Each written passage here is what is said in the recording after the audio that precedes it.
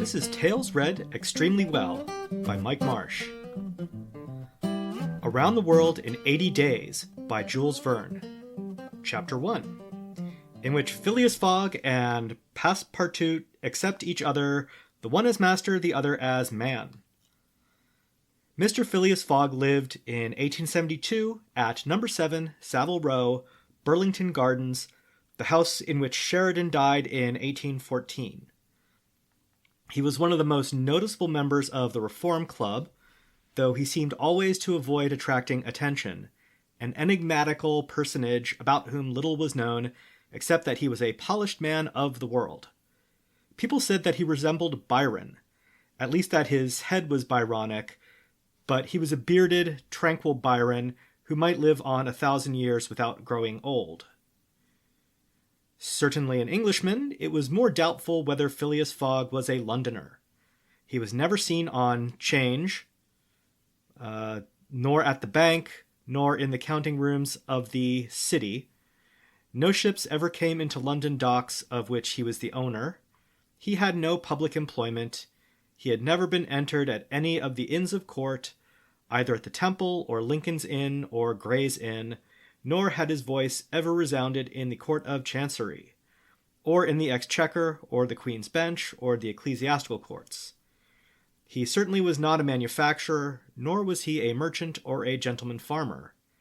His name was strange to the scientific and learned societies, and he never was known to take part in the sage deliberations of the Royal Institution or the London Institution, the Artisans' Association, or the Institution of Arts and Sciences. He belonged, in fact, to none of the numerous societies which swarm in the English capital, from the Harmonic to that of the entomologists, founded mainly for the purpose of abolishing pernicious insects. Phileas Fogg was a member of the Reform, and that was all. The way in which he got admission to this exclusive club was simple enough. He was recommended by the Barings, with whom he had an open credit. His checks were regularly paid at sight from his account current, which was always flush. Was Phileas Fogg rich? Undoubtedly. But those who knew him best could not imagine how he had made his fortune, and Mr. Fogg was the last person to whom to apply for the information. He was not lavish, nor, on the contrary, avaricious, for whenever he knew that money was needed for a noble, useful, or benevolent purpose, he supplied it quietly and sometimes anonymously. He was, in short, the least communicative of men. He talked very little, and seemed all the more mysterious for his taciturn manner. His daily habits were quite open to observation, but whatever he did was so exactly the same thing that he had always done before that the wits of the curious were fairly puzzled. Had he traveled? It was likely, for no one seemed to know the world more familiarly. There was no spot so secluded that he did not appear to have an intimate acquaintance with it. He often corrected, with a few clear words, the 1,000 conjectures advanced by members of the club as to lost and unheard-of travelers, pointing out the true probabilities, and seeming as if gifted with a sort of second sight, so often did events justify his predictions. He must have traveled everywhere, at least in the spirit. It was at least certain that Phileas Fogg had not absented himself from London for many years. Those who were honored by a better acquaintance with him than the rest declared that nobody could pretend to have ever seen him anywhere else. His sole pastimes were reading the papers and playing whist. He often won at this game, which, as a silent one, harmonized with his nature, but his winnings never went into his purse, being reserved as a fund for his charities. Mr. Fogg played, not to win, but for the sake of playing. The game was in his eyes a contest, a struggle with the difficulty, yet a motionless, unwearying struggle, congenial to his tastes. Phileas Fogg was not known to have either wife or children, which may happen to the most honest people.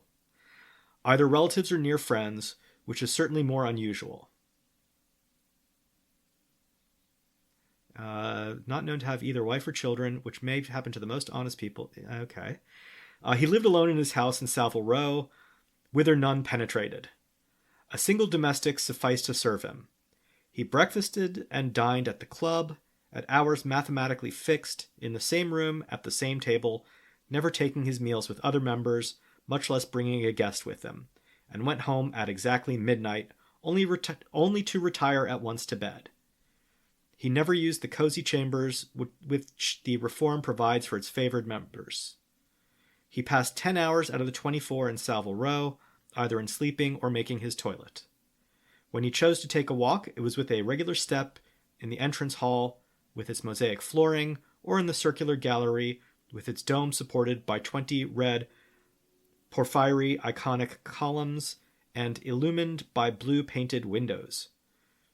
When he breakfasted or dined, all the resources of the club, its kitchens and pantries, its butter and dairy, aided to crowd his table with their most succulent stores. He was served by the gravest waiters in dress coats and shoes with swanskin soles, who preferred the viands in special porcelain and on the finest linen.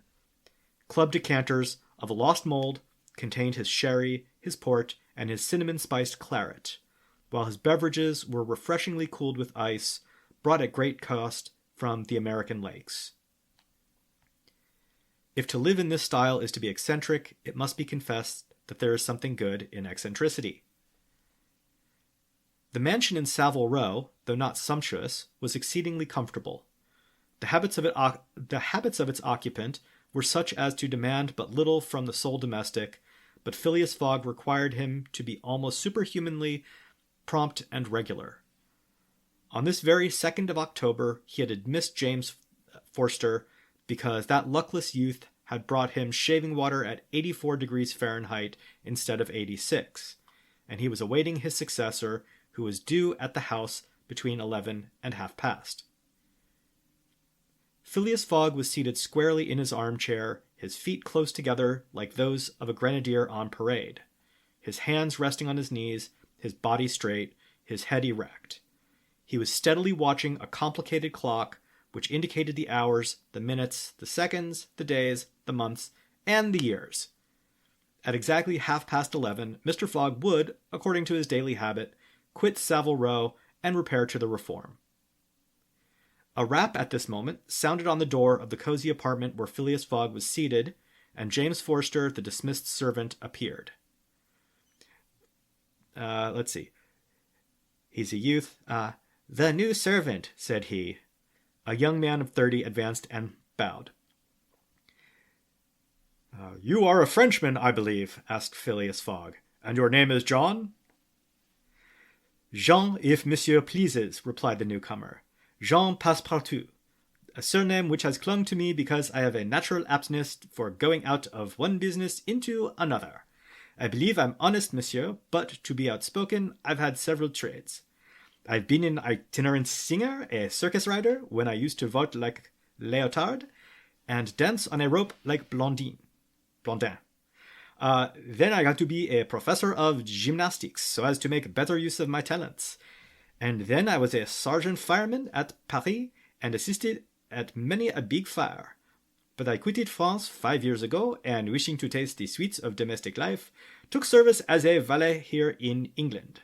Or valet, I guess, here in England. Finding myself out of place, and hearing that Monsieur Phileas Fogg was the most exact and settled gentleman in the United Kingdom, I have come to Monsieur in the hope of living with him a tranquil life and forgetting even the name of Passepartout. Passepartout suits me, responded Mr. Fogg. I think that's the voice I was using. You are well recommended to me. I hear a good report of you. You know my conditions? Yes, monsieur. Good. What time is it? 22 minutes after 11, returned Passepartout, drawing an enormous silver watch from the depths of his pocket. You are too slow, said Mr. Fogg. Pardon me, monsieur, it is impossible. You are 4 minutes too slow. No matter, it's enough to mention the error. Now from this moment, 29 minutes after 11 a.m., this Wednesday, 2nd October, you are in my service. Phileas Fogg got up, took his hat in his left hand, put it on his head with an automatic motion, and went off without a word. Passepartout heard the street door shut once. It was his new master going out. He heard it shut again. It was his predecessor, James Forster, departing in his term. Passepartout remained alone in the house on Savile Row. End of chapter 1.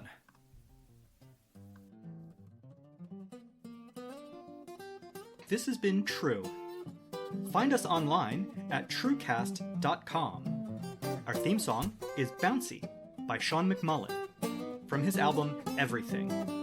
You can find more of his music at sofadogstudio.com.